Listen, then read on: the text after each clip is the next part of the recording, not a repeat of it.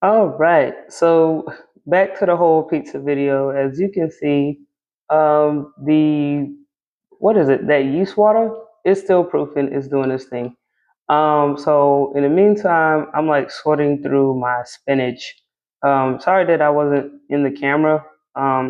But I'm very meticulous about spinach. A lot of times you get like these containers of spinach and they advertise, look how crazy that is.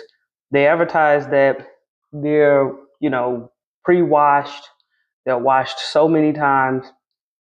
And I don't just go with that. I've seen people just take, the spinach out of the container and they just kind of dump it, you know. This one is okay. Now there are these things like being safe to eat. I don't serve what's safe. I serve what's delicious and what's healthy. And so I'm real big on not just what tastes good, what looks good, but I'm also big on making sure you get the absolute best quality. So then that one's okay. So couldn't really see my thumbs up. Now another thing I wanted to show in showing that spinach is that sometimes they're gonna look a little wrinkly, and that's okay. That's actually a good thing. One thing, funny little story. One thing about your fruits and vegetables is you want to make sure that they do what they do. And this is what I mean when I say that. One time, my husband went to the grocery store, and I wanted an onion, and it just so happened that the first grocery store he went to, um, they were, excuse me, sold out of onions. And so what he decided to do was go to another grocery store. And when he brought this, well, it was technically a department store, but anyway, when he brought this onion home for me to cut up, I noticed when I cut this onion, didn't shed one tear. Okay, so you gotta be careful, because a lot of times these fresh fruits and vegetables, even they're processed, even they're genetically modified, right? You got to be careful with them because if you cut an onion and you don't cry, you're going to be crying after you eat that onion because something is absolutely wrong with that onion. Um, and so, yeah, I just kind of wanted to share that. It's super duper important. And so basically, I'm spending a lot of time with the spinach or whatever. And then another thing you can see is that as I'm spending time with that spinach, you got the yeast is still proofing. It's kind of getting bigger. I kind of cut forward because it took a lot of time for me to get through that spinach. And I probably wash my hands like a million times. I'm always washing my hands. Um, because my whole thing is as I'm inspecting, fruits and vegetables and stuff like that, I want to make sure that I ain't got nothing on my hands. Like, ain't nothing worse than if you're cooking something and it makes your hands smell a certain way, and then you go and touch another thing. Like onions, very, very strong. I cut. I wash my hands a few times, right? While I'm going to deal with that. Because I don't want this. You ever go to somebody's house and, you go to touch a doorknob or something and your hands stink afterwards? I don't know. Maybe it's just me, but it really drives me crazy when people don't wash their hands while they're cooking. Like, and I'm not trying to be like judgy or anything, but it's just like, yo, if you just got done handling an onion, and then you're gonna turn around and handle olives, then you're gonna turn around and handle green peppers, what wash your hands. Just wash your hands, right? But anyway, that's just my thing. I just had to share that. Now I just kind of cut up the spinach. I hate that I didn't have like the full thing of how I prepare spinach because I'm very meticulous about spinach.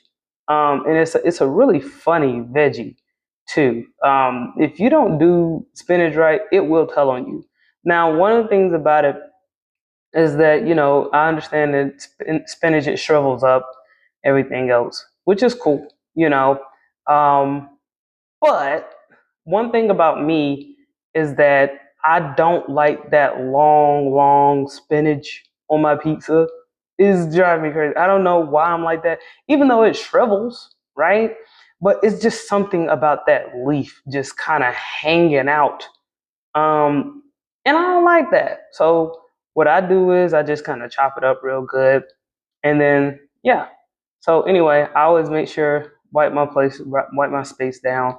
I remember when I had a roommate that was trying to tell me that I was OCD because I'm real big on, keeping my space clean or whatever.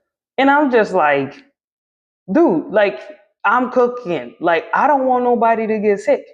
Like you should be happy that I'm like always washing my hands, always wiping stuff down. Like it's crazy.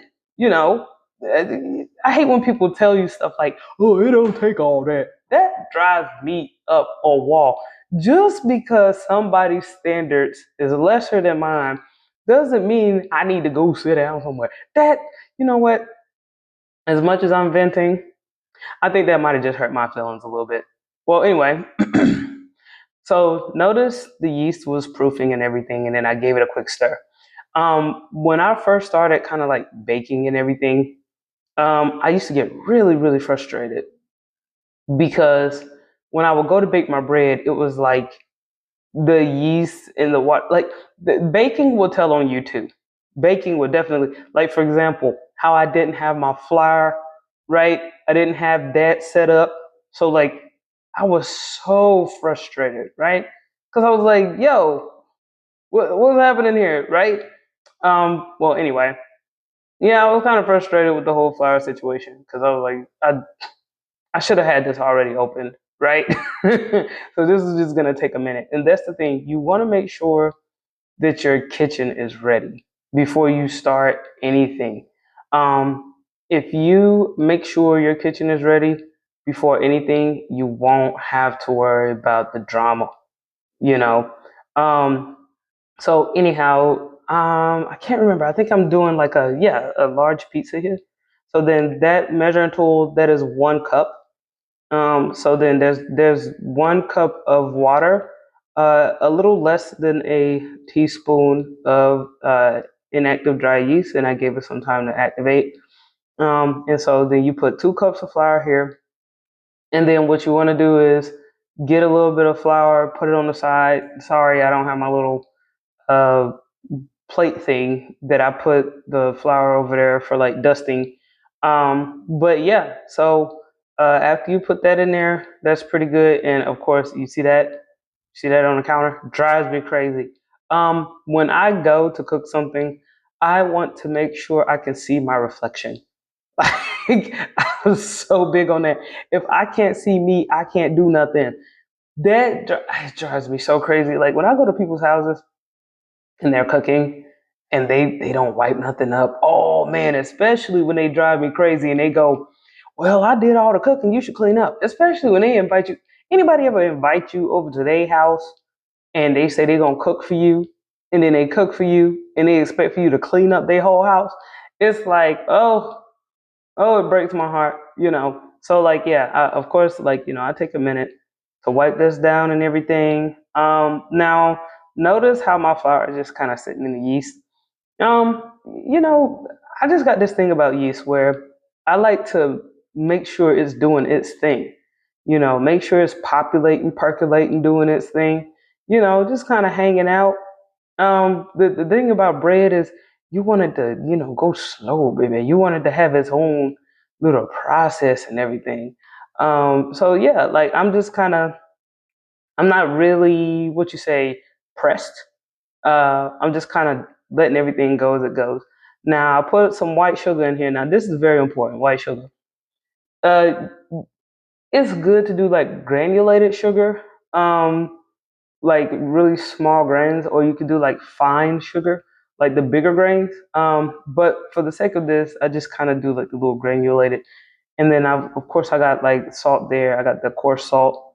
The thing about it, the way that you do your grains of your sugar and your salt has a big effect on how your bread is going to be. And I kind of like my bread a little flat, kind of like that thin New York style type deal. So, I have like really granulated sugar. It's very, very easy to incorporate it. And then like the reason why I prefer kosher coarse salt. And the reason why I do that, I just feel like the salt really helps to distribute the seasoning. Well, I won't say the seasoning, the ingredients in the dough. It just it just comes together. Sometimes you can make a dough and it can be so bland. And for some reason, coarse salt, it just does wonders. So, like, yeah, but you can always mix and match it though. And then also, I forgot to tell you, olive oil, it does that too, where, you know, it's like, I don't know, I see olive oil as like more of a seductive thing. When you got a good bit of olive oil, you can just kind of move your dough around a little bit more. You can just kind of add it as you go as well.